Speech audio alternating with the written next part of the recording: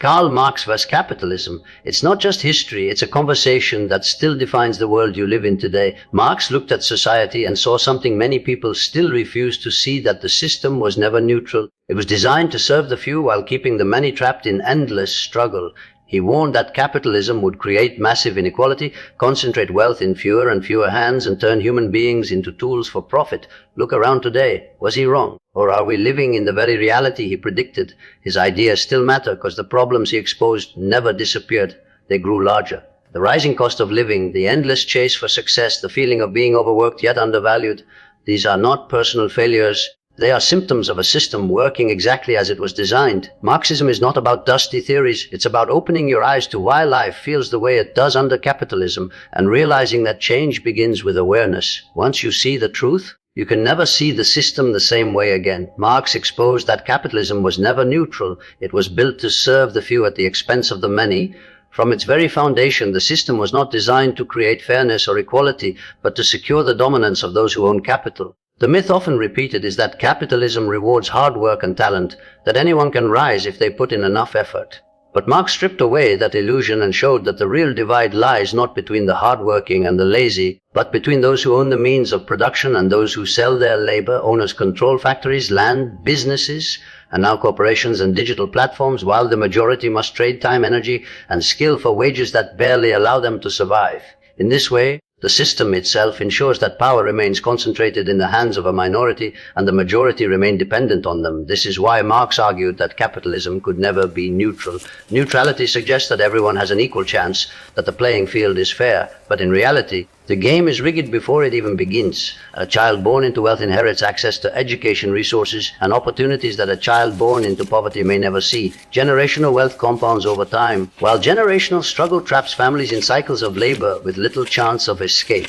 The system presents itself as a ladder anyone can climb, but Marx showed that the ladder is tilted, designed so that only a few ever reach the top, while most are kept on the lower rungs, working tirelessly to sustain the very structure that exploits them. Marx also revealed that the very laws, institutions, and cultural values of capitalist societies are shaped to protect the interests of the wealthy. Governments often act as guardians of capital rather than protectors of the people. Policies around taxes, property rights, and labor are rarely neutral. They are written in ways that ensure capital continues to accumulate in the hands of the few. Even in times of crisis, this truth becomes clear. When economies collapse, it is the workers who lose their jobs, homes, and savings, while corporations and banks are bailed out and often come out stronger than before. Neutrality is an illusion because the system consistently prioritizes profit over people. Another layer of Marxist critique is how capitalism masks exploitation with the language of freedom. The worker is told they are free to choose their employer, free to negotiate their wages, free to leave if they are unhappy. But this so-called freedom hides a deeper truth. The worker has no real choice but to sell their labor to survive. They do not control the conditions of their work, the hours they must give, or the wealth they produce. The freedom they are promised is, in reality, a form of dependence. The capitalist, on the other hand, enjoys true freedom, the freedom to profit from the labor of others, to dictate terms, and to accumulate wealth without limit. In this way, the system claims to promote liberty while reinforcing inequality. The non-neutrality of capitalism can also be seen in how value is measured. Human beings are not valued for their creativity, intelligence, or potential, but for how much profit they can generate. A person who creates immense value for society, such as a teacher, nurse, or farmer, is often underpaid and undervalued, while someone who manipulates financial markets can earn millions in a single day. This distorted logic reveals the true purpose of capitalism, not to reward contribution, but to reward ownership. Those who own capital are elevated, while those who create the real wealth of society are left struggling today. Marx's point about capitalism not being neutral resonates more than ever. Global inequality is at historic highs, with a handful of billionaires holding more wealth than entire nations. Access to healthcare, education, and basic needs is still determined by economic position, not human worth. The very technology that promised to liberate workers is now used to monitor, control, and extract even more productivity from them. The system adapts, but its purpose remains the same: to preserve the dominance of the few over the many. What Marx revealed is that this is not a flaw that can be corrected with minor reforms, but the essence of capitalism itself. It cannot be neutral because it was never designed to be. Marx predicted wealth would concentrate in fewer hands, creating massive inequality, and this prediction has unfolded with almost mathematical precision. At the heart of capitalism lies competition, and competition inevitably produces winners and losers. The winners expand, absorb, and dominate, while the losers disappear. Over time, the cycle produces monopolies and oligopolies, where only a handful of corporations or individuals control entire markets.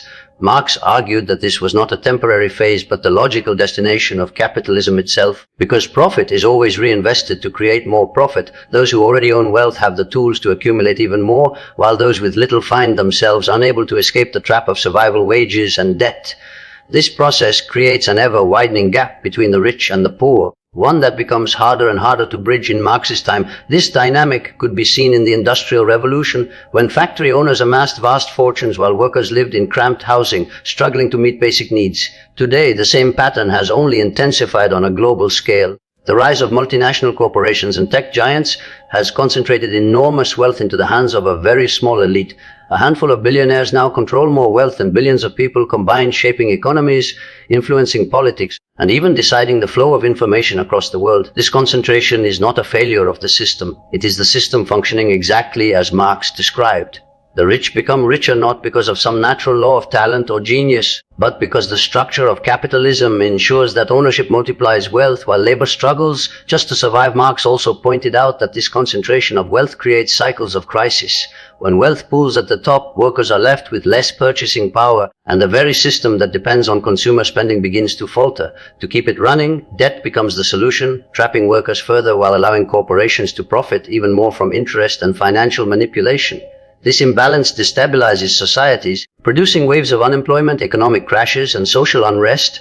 The 2008 financial crisis was a perfect example of Marx's prediction. Banks and corporations took massive risks. Ordinary people paid the price when the system collapsed, and yet the wealth and power of the financial elite only grew stronger afterward. The system not only produces inequality but deepens it with every cycle. This growing concentration of wealth also reshapes the nature of power itself. Those with enormous resources can bend political systems to their will. They fund campaigns, influence laws, and use lobbying to protect their interests. Governments that are supposed to represent the people often end up representing the wealthy minority. Marx would argue that this is not corruption in the sense of breaking the rules. It is the rules themselves being written to favor those who hold capital. Inequality becomes self-reinforcing, with economic power translating into political dominance, which then ensures the continuation of economic power. This cycle locks the majority into a position where they not only earn less but also have little voice in the systems that govern their lives. Beyond economics and politics, the concentration of wealth shapes culture and values. Media, entertainment, and education are often controlled by corporate interests, subtly teaching people to admire wealth, equate success with possessions, and blame themselves for their struggles. This cultural reinforcement hides the structural causes of inequality, making people believe that if they just work harder, they can join the wealthy few. But as Marx explained, the system is designed so that most never will. The majority must remain workers so the minority can remain owners. The dream of escaping poverty through sheer effort keeps the system intact, even as the reality of inequality grows starker. When you examine the world through Marx's lens, his prediction about wealth concentration feels less like theory and more like a description of daily life. Rising housing costs, medical debt, and student loans weigh down the majority, while luxury markets thrive for the elite. Workers produce unprecedented levels of value, but wages stagnate while profits soar. The middle class shrinks, poverty deepens, and wealth becomes concentrated in fewer hands year after year. This is not coincidence or bad luck. It is capitalism unfolding exactly as Marx said it would, proving that his ideas are not relics of the past but urgent truths for the present. Marx revealed that under capitalism, human beings are reduced to tools for profit, and this reduction strips away the very essence of what it means to be human. In a capitalist system, the true value of a person is not measured by their creativity, intelligence, or humanity, but by how much profit they can generate for someone else. A worker is not seen as a full individual with dreams, talents, and dignity. They are treated as labor power, as a cost to be managed, as a resource to be used up. This dehumanization is at the heart of Marx's critique. He argued that capitalism turns people into commodities, just like the products they create, buying and selling human labor on the market as though it were no different from raw material. In such a system, the individual becomes secondary, while profit becomes the only true priority. This process of reducing people to tools for profit shows up most clearly in the way work is organized. Instead of labor being an act of personal expression, it becomes repetitive, fragmented, and controlled by someone else. A worker might spend years building products or providing services, but the product of their labor does not belong to them. It belongs to the employer who sells it for profit. The worker, meanwhile, receives only a wage fraction of the value they actually create. This is what Marx called exploitation, because the surplus value produced by the worker is taken by the capitalist. The worker's life, energy, time, and skill are transformed into wealth, but the wealth does not flow back to them. Over time, this reduces people to nothing more than a means to enrich others. The human cost of this reduction is alienation, a deep sense of disconnection from one's own labor, from other people, and even from oneself. When work is only about survival, it loses meaning. People spend hours each day performing tasks they do not care about, for companies that do not value them, just to earn enough to pay bills. Instead of work being a source of pride and creativity, it becomes a burden, draining energy and passion. Marx believed this alienation was one of the most destructive effects of capitalism because it robbed people of their humanity. They became machines, repeating routines, while the richness of human potential, imagination, freedom, collaboration was pushed aside. Even relationships between people suffer, because when survival depends on competition, workers see each other as rivals rather than allies. This logic of reducing people to tools for profit has only intensified in the modern world. Technology, which could have been used to liberate workers by reducing labor hours and increasing freedom, is often used to push productivity higher and control workers more tightly. Surveillance in workplaces, performance tracking, gig economy jobs, and zero-hour contracts all reflect the same capitalist mentality: extract as much as possible from workers while giving them as little security as possible. In this sense, human beings are treated like disposable parts of a vast machine, replaceable, interchangeable, and only valuable as long as they generate profit. The dignity of the worker is ignored because profit margins are considered more important than human well-being. Marx's point was not just about economics, but about the soul of society. When people are reduced to tools for profit, society itself begins to lose its humanity. Art, culture, and even education are shaped not by what enriches human life, but by what can be monetized. People are taught to measure their worth in financial terms, equating success with salary, status, and possessions. This corrodes the deeper meaning of life, narrowing human aspirations to fit the demands of capitalism. Marx argued that this way of living is unsustainable because it denies the basic truth that human beings are not machines, but creators, dreamers, and social beings. To deny this truth is to build a society where the majority live unfulfilled lives while serving the enrichment of a small elite. The idea that capitalism reduces people to tools for profit remains visible everywhere today. From overworked employees facing burnout to underpaid workers struggling despite full-time jobs, the system treats people as expendable inputs rather than human beings with value beyond money. This is why Marx's critique still resonates so strongly, because the problem he identified is not a relic of the 19th century, but a daily reality of the modern world. It reminds us that a system which values profit above humanity will always diminish the human spirit, and until that truth is confronted, people will continue to be reduced to tools in service of wealth that they themselves create but do not control. Marx's ideas matter today because they open our eyes to the truth and force us to question the system. The world we live in is filled with illusions carefully designed to keep people obedient. We are told that if we just work hard enough, we can achieve anything. We are told that the economy is fair, that opportunities are equal, and that success is only a matter of effort. But when you look closely, these promises begin to break down.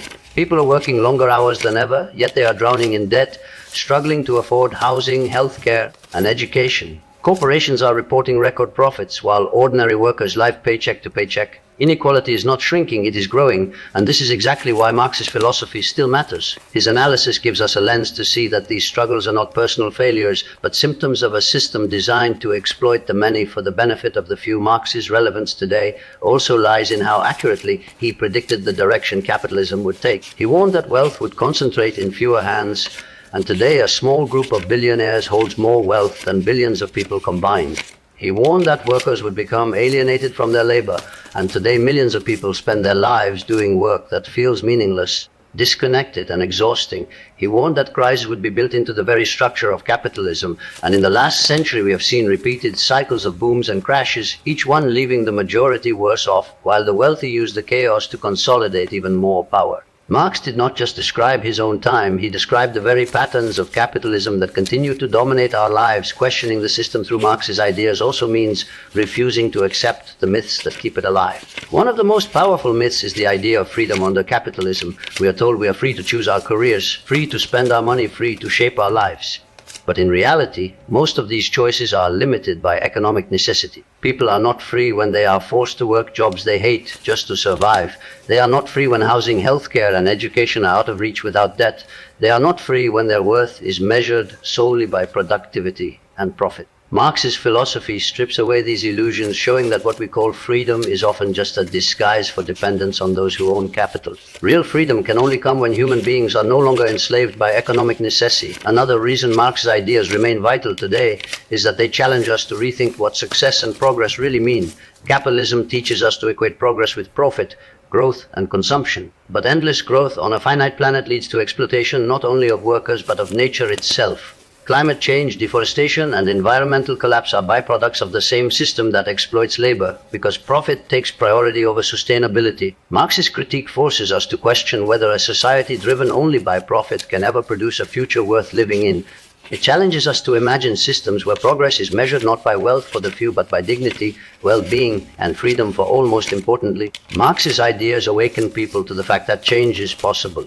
If the system is not neutral, if inequality is not natural, then these conditions can be challenged and transformed. Awareness is the first step toward action, and Marx gives people the tools to see beyond the surface of society. He teaches that the struggles we face are not isolated but connected, rooted in a system that thrives on exploitation. By understanding this, people can move from blame and despair to solidarity and resistance. They can recognize that they are not powerless individuals, but part of a collective whose strength lies in unity. Marx's philosophy still matters because it provides both clarity and courage. Clarity to see the truth hidden beneath the myths of capitalism, and courage to question a system that presents itself as unchangeable. It matters because inequality, alienation, and exploitation are not relics of the past, but realities of the present. And as long as these realities exist, the questions Marx raised remain urgent, forcing us to confront not only how the world is, but also how it could be if we dared to build something different.